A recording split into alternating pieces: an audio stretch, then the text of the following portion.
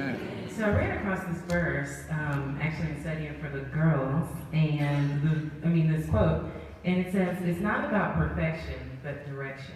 Amen. And thinking about what I wanted to talk to the youth about, just want them to know that we're not perfect, and we're not meant to be perfect. Amen. But God just wants to make sure that we're going in the right direction, that we're, looking more like Christ every day.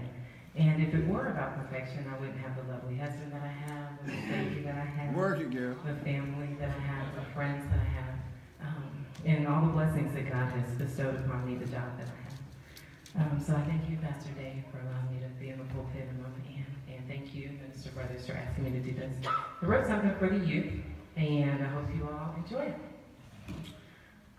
Proverbs 24:16, rise up, kings and queens.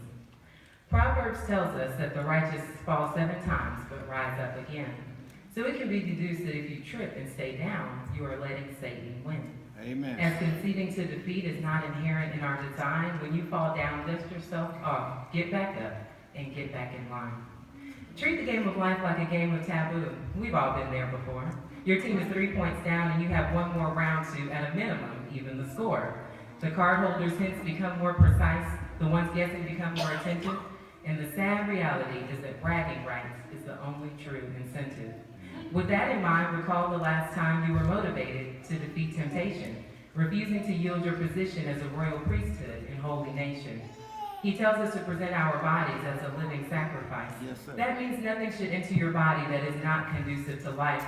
Overindulging in alcohol can lead to liver malfunction, yellowing of the eyes, mental confusion, and digestion disruption. Smoking can result in high blood pressure, visual impairment, and lung disease. I am begging you to just say no and rise up, kings and queens. Good. He warns us to flee from all sexual immorality. This includes pornography, fornication, and homosexuality, prostitution, molestation, zoophilia, and bestiality. Also that our worst nightmares do not become reality. Amen. Like trying to complete school, having a baby added to your list of obligations, or not having a child but being haunted by a sullied reputation, or contracting chlamydia, syphilis, AIDS, or some other STD. I am begging you to follow his word and rise up, kings and queens. He informs us that life and death are in the power of what we say, yet we gossip and curse, lie, and de-edify every single day, not knowing suicide could be on the mind of the recipient of our antipathy. So I am begging you to tame your tongue and rise up, kings and queens. Rise up. The wisest man in the Bible made very clear God's plan. We are to fear God and keep his commandments. This is the whole duty of man. Yep. Proverbs goes on to reveal that in life we will fall a lot. But the expectation is that we resist sin and give holy living our best shot.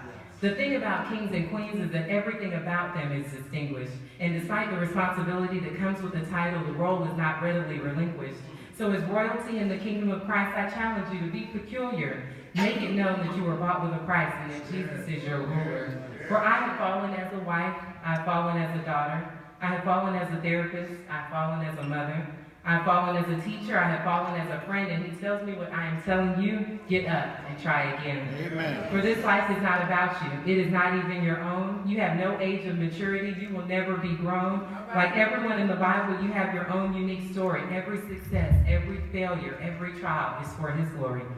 If you're like Rahab, fall into the sin of prostitution, rise up, kings and queens, and let him give you restitution. Yes. If you're like Jonah, fall into the sin of insurrection, rise up, kings and queens, his guidance is rooted in circumspection. Yes. If you're like David, fall into the sin of fornication, rise up, kings and queens, and let him be your sanitation. Yes. If you're like Jacob, fall into the sin of deception, rise up, kings and queens, and just have faith in his protection. Yes. The problem with staying down is that if you don't know who you serve, you may believe when you've made your worst mistake that God is here to give you what you deserve.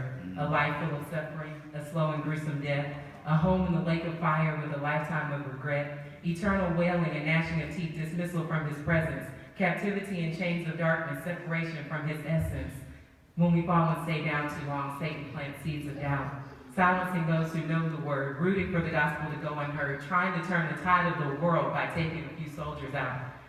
So I challenge you, now that you're aware of the enemy's hand, trump his cards, minimize your falls, resolutely decide to stand. But Satan, I'll notice that his efforts are an exercise in futility, for God built us and he made us well for perpetual utility. Amen. He came that we might have life and have it more abundantly, make mistakes but learn from them, and be with him eternally. Amen. So treat the game of life like a game of taboo. Act like your team is 3 points down. Hide his word in your heart and keep your feet firmly planted on the ground. As the people around you, believers and unbelievers alike, become more attentive, know that winning the war for Christ is a worthwhile and priceless incentive. Thank you. Amen.